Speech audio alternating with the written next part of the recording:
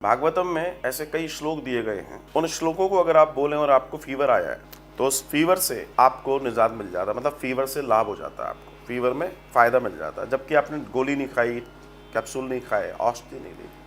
तो उसमें ऐसा क्या है? उसमें ऐसा क्या है? तो अब हम चलते हैं थोड़ा सा संस्कृत मेथड पर। संस्कृत की जो डिज़ाइनिंग है, जो श्लोकों की डिज़ाइनिंग है, वो एक तरह से विस्फोट, अणु और परमाणुओं का विस्फोट है।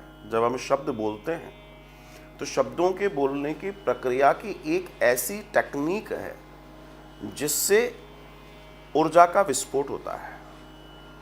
और जब वो ऊर्जा का विस्फोट होता है तो जिस पर्टिकुलर चीज़ के लिए वो श्लोक डिज़ाइन है, वो ऊर्जा वहाँ कार्य करती है।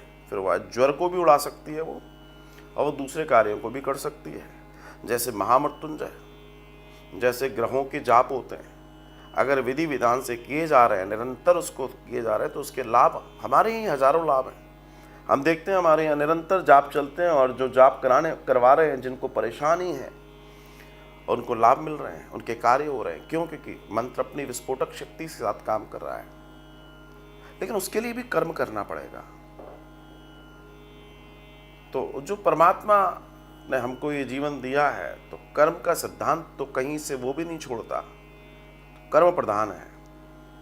अब कर्म में आपकी पूजा भी आती है, आपकी प्रार्थनाएं भी आती हैं, दूसरी चीजें भी आती हैं। फिर आप कहेंगे कर्म में, तो फिर वो भी आता है कि लोग जो शॉर्टकट्स अपना रहे हैं वो भी एक कर्म है। मैं मान लेता हूं वो कर्म है, लेकिन फिर हमारे यहाँ कर्म के 3 विभाग किए गए हैं।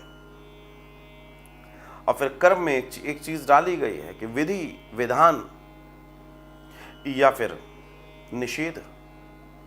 जो कर्म निषेध है, अगर आप निषेध कर्म को करेंगे तो वो कर्म अच्छा नहीं माना गया, उसको बुरा माना गया है। लेकिन जो विधि और विधान का कर्म है, आप उस कर्म को, असल में वही कर्म माना गया है।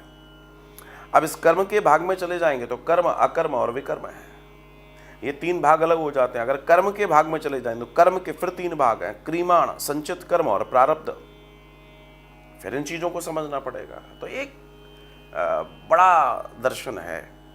तो मेरा तात्पर्य है कि विधि और विधान से जीवन को जिया जाए, उस परमात्मा को जानकर जीवन को जिया जाए, तो जीवन ज़्यादा सार्थक और श्रेष्ठ होगा।